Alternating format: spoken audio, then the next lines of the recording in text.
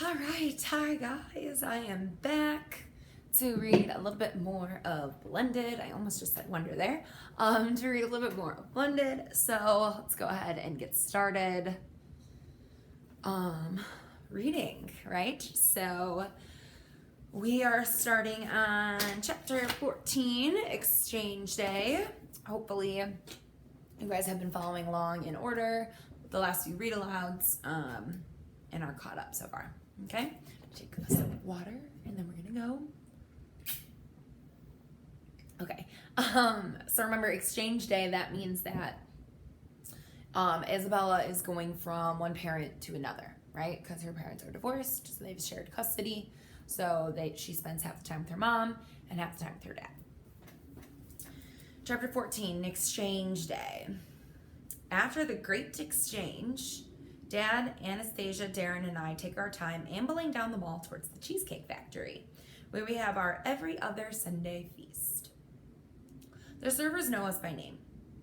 I order the 4-cheese pasta, which is like mac and cheese all maxed out, and a small Cobb salad because Anastasia insists that I eat something green and healthy. I always get the banana cream cheesecake for dessert. It's crazy good. While we wait for our food, Anastasia and Dad are going on and on, all excited, because Darren has an interview next week with Harvard. Even I know that's a huge deal. Plus, Anastasia just signed a new contract to decorate the home of the mayor of Indian Hills. She's crazy hyped, not because the mayor is super rich, but because she knows she can make his home into a resplendent showplace. She says, I like her confidence. I wonder how you get to be like that. After a stop at AutoZone to get new windshield wipers for Darren's car, Darren is so proud of his red Ford Focus, not new, but safe, as Dad insisted, that he'll use any excuse to drive it, even if it's just to get me to school. We finally head to Dad's house. Every time we pull up into that driveway, I still kind of gasp. The house is 3 stories, all brick, and it sits back from Indian Hill Road, deep in a yard, blanketed with that thick, bright grass you see in lawn care flyers. Its edges are decorated with tulips in the spring, roses in the summer, and mums in the fall. Anastasia likes to hire professional gardeners, but Dad planted the tulips himself. One by one, it's so pretty in the spring. They open up in the day, then close back up at night. And they come in like a zillion colors. I've got a dozen pics of those tulips on my phone. Tulips are my mom's favorite flowers. Very pretty. The house has 7 bedrooms. 7 bedrooms? 5 bathrooms, 3 sitting rooms, and 2 kitchens. Let me read that part again. Woo! I forgot that was how big her dad's house was. The house has 7 bedrooms, 5 bathrooms, 3 sitting rooms, and 2 kitchens. Yeah, 2. One near the downstairs recreation area, which, by the way, has a movie theater. And one for ordinary meals, I guess. Who needs all that? Me, I gotta admit. Anastasia insists everyone removes their shoes when they come in, but to be honest, I love the feeling of the Persian carpet on my bare feet. Since I'm confessing, I also love the view of the woods from the great room window, the gleam of the hardwood floor in the family room, and the soft peach colors of my bedroom. It's pretty awesome. I'm thinking, and there's still more I want to read, but this is just really interesting, and I want you to think about this as I continue reading. How do you think Isabella's mom, her birth mom, right? How do you think her and John Mark feel when it comes to this? I mean, her mom still has the same house that Izzy grew up in when her parents were still together, and then they separated and got divorced. Her dad moved to California and then came back to Ohio, and now he's like this big time lawyer, right? He's got this crazy mansion. Whereas Isabella's mom, she works at the Waffle House. Her boyfriend works at the bowling alley, which are still both good jobs, right? But she doesn't make nearly as much money as a lawyer, let alone a big fancy investment banking lawyer like Isabella's dad. I wonder how that might cause a rift or a conflict between Isabella's family. All I know is if I was Isabella's mom, it would be hard not to be jealous or mad or upset. It really would. But most of all, I love what Anastasia calls the music room. The walls are painted pale cream. The carpet is light blue. And sitting in the middle is a black Steinway baby grand piano. The keyboard is more than 4 feet long, while the rest of it stretches at least 6 feet. The lid is like a wing of a bird ready to fly, propped up to show the golden strings that create the sound. The piano, waxed and polished every week, gleams in the sunlight from the curved bay window. I swear that piano smiles at me. The tufted leather bench beckons, and the keys sit ready for me to press on them. I never stop being amazed that these 88 slices of ivory and ebony can combine to create harmonies. The keys way down on my left create thunder and booming and power. And the keys off to my right can become morning and sunshine and tinkling laughter. It's just freaking fierce. The music room is always the place I go. Now, I sit up straighter than straight. I curve my hands, poise them just for a second above the keys. I feel a swell inside my chest, and then my fingers take over. I hit several chords. I run a few scales. The perfect tones of the piano bounce around the room and back into me. I forget where I am, and I kind of disappear in my recital piece. Anastasia slips into the room and sits quietly in the leather easy chair by the door. When I pause to pull out another sheet of music, she asks, "You don't mind that I sit here and listen, do you? I love hearing you play." I can't help but smile. "Oh, it's okay. It's like I can sort of feel your senses suck it in while you listen," I grimace. Does that sound stupid? Anastasia smiles back. "It sounds exactly how I feel." It's amazing how music can do that. When you play, it takes me back to when I was a little girl, when I was 6, with 2 bows tied on the tips of my braids, and my grandmother was teaching me a few songs on her piano. Her face goes soft. I never thought about Anastasia as a kid. To me, she's like a pre-wrapped package, already finished and perfect. And she played piano? How did I not know that? "Did you take lessons too?" I ask. She shakes her head. "We didn't have the money," she admits. "Well, thanks for signing me up with Madame Rubenstein," I tell her. She gets on my case, but I'm learning a lot. Anastasia gets up and says, "May I?" before sitting beside me. Slowly at first, she starts picking out the notes, a chopstick. Dup, dup, dup, dup, blink, blink, blink, blink, dup, dup, dup, dup, plash. I can't help it. I do the same thing, just 1 octave higher. Dup, dup, dup, dup, blink, blink, blink, blink, dup, dup, dup, dup, plash. She plays her notes faster, so do I. Then even faster. Me too. Pretty soon we're racing each other through the song, each of us using both hands. I lost my spot. Then we play the whole thing. Pretty soon we're racing each other through the song, each of us using both hands, harder, faster, louder. My treble, her bass. Then we play the whole thing again. Double time, missing notes, ending with a great crescendo, splattering the keys, crescendo, I think that's how you say it, ending with a great crescendo, splattering the keys and laughing like maniacs. Whoa, that was fun. "I was going to enter your piano recital," she says, all fake serious, "but I decided it wouldn't be fair. I'd blow all you kids away with my mad skills." I crack up as she plays another few riffs, trilling treble to rumbling bass, and then she breaks into the beginning of a Chopin piece. Chopin. I don't know. I'm sorry. I don't know much about piano, even though my mom plays piano.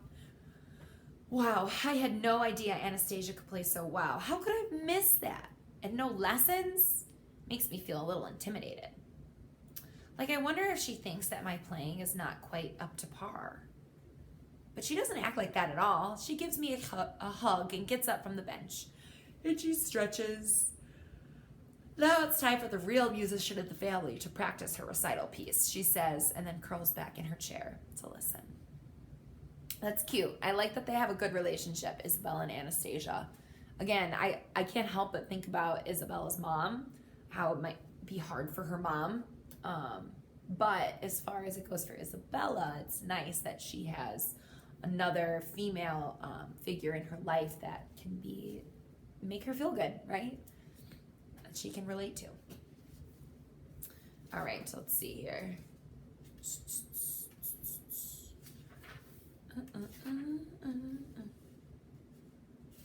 I will do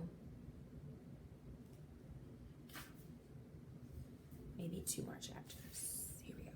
Chapter 15, Dad's Week. Anastasia owns a dog, a Maltese named Fifi. I do not like that dog, and she doesn't like me. I just picture you guys laughing when I say that name. I don't like that dog, and she doesn't like me. But Anastasia loves this sneaky little beast who has long white fur that flows around her like she's a little movie star. Her feet don't even show. She gets bathed and groomed every other week, with bows and ribbons and sometimes even toenail glitter. What dog needs glitter? Fifi likes to perch in Anastasia's lap while she works on her computer. She sometimes snuggles next to Darren while we watch movies on Netflix. She even lets Dad scratch her head and hold her. But me, she snarls and shows her sharp, tiny teeth whenever I try to pet her. I honestly think she's cute, and I would love to curl up with a real live pet instead of a stuffed giraffe, but Fifi wants nothing to do with me. So today, after I practice piano, I decide I'm going to try to make friends with this dog. Anastasia keeps little doggy treats in the kitchen drawer. I grab a few and I sit on the floor. Here, Fifi, I call in my sweetest voice. Don't you want a treat? The dog doesn't move. Come on, little pup. I try really hard to sound sweet. You're gonna be nice to me this time? The dog just stares. I show her my outstretched hand and I move a little closer. Fifi doesn't budge. I toss the treat across the floor. It lands at her feet. At first she ignores it. Then she sniffs it. Suddenly, in one swift movement, she gobbles it up. She still has not budged from that spot. I toss another treat, this time a little closer to me. Fifi tiptoes a few steps forward. Her bedazzled toenails. The dog has better nails than me. What the heck? Her bedazzled toenails click on the tiled kitchen floor. She grabs the second treat, then backs up, like I'm some kind of enemy. I leave the next treat right next to my leg. Fifi inches over, eats it, and doesn't run away this time. I touch her gently. Wow, her fur is so soft. I finally put out my hand, the last treat in my palm. She sniffs it, grabs it, and then runs into the other room. She clearly no longer has any use for me, but I feel like I've achieved a victory. It's funny. All right, chapter 16, Dad's Week. Showers at Dad's house are the best. He has one of those pounding, pulsing shower systems that spray water from the sides as well as at the top. So the water just smashes you everywhere. Sometimes I stay in that shower for half an hour and nobody notices. Dang, a long shower. It's a lot of water. Mom's shower runs out of hot water in 15 minutes. Gosh, she'd love this. I think back to how tired she's looked lately. This shower would wake her right up. But I think she'd still be sad. She tries not to let me see, but I know she cries every time we do this exchange thing. I open up the bottle of raspberry souffle shampoo and I scrub hard. Mom says my hair lives in its own zip code. No matter what I do, mousse, gel, axle grease, it always looks like I just came in from a windstorm. Oh, it's so sad. My hair laughs at those cute hair products I see advertised on TV. Stupid, angry, springy fingers of frizz. It's a for real mess. So I scrub and scrub. Soapy strands of my hair drip down and cling to my face. I try to let my thoughts of weekly custody confrontations. Mom and Dad practically snarled at each other today. Swirl down the drain with the sudsy water. I pull a towel around myself quick when I get out because there's a huge mirror on the back of the bathroom door. I have no idea why. It's impossible to miss, and I don't like seeing myself naked. I'm a little too skinny. I can see the bones of my rib cage if I suck in my breath. It's odd to think that I have a skeleton of bones hiding under my skin, holding me up. Naked is an odd word. Just saying it makes me shy and embarrassed. I've seen pictures in magazines of models in teeny swimsuits. I could never do that. I pull my towel tighter, and even though I've showered, I lift an arm and I sniff. I just smell like soap, but there have been days, especially after gym class, when, phew, the odor easing out of me is kind of ripe. That's how it feels on gym days after you guys come into the classroom. A little ripe. Anastasia bought me some flowery smelling deodorant, so I roll that on just in case. I peer real close at my face in the mirror. Is that a zit? Nope. Another few. I step back. From about a foot away, I see both my parents in my features. I've got Mom's freckles and her fingers, which are long and limber and make it easy to reach across the keyboard. But I've got the thickness and curliness of Dad's hair. I've got Dad's fuzzy eyebrows, Mom's green eyes, Dad's wide nose, Mom's thin lips, Dad's oddly curled ears, Mom's long lashes, Dad's big tooth smile, Mom's wide forehead, Dad's strong chin, Mom's bony legs. It's like half of Dad and half of Mom got put into a blender, and then churned up result was me. I squish out a big glob of body lotion. It's called Dazzling Dahlia. I have no idea if the actual dahlia flower smells this good, but this lotion is working just right for me today. I make sure my knees and elbows are slathered and as smooth as they're going to be. I wonder when the two moms in my life will let me wear makeup. Ha! On that subject, I bet they both agree. Let's make Isabella wait until she's really old, like 21, before we allow her to wear lipstick or feel really pretty. Looking at myself right now in the mirror, I don't feel pretty at all. Just clean. Sad. She's beautiful. Aw. But it's a real thing that a lot of people feel, no matter, especially girls, and at this age, no matter hair color, skin color, body type, eye color, all of it. It's definitely another conflict that we see in this story, is especially for girls. Not saying that boys don't feel that way, but especially girls, when they get to like the 5th, 6th, 7th, 8th high school, and even into adults. It's a real thing. Look at yourself and you're like, I'm not as pretty as this person, or especially with social media, Instagram, all that good stuff, you know. It's hard not to compare yourself. So that's kind of what she was saying. She's like, I don't always like to like look fully at myself in the mirror because I don't think I look pretty. Just sad. But she's beautiful. Just like all of you.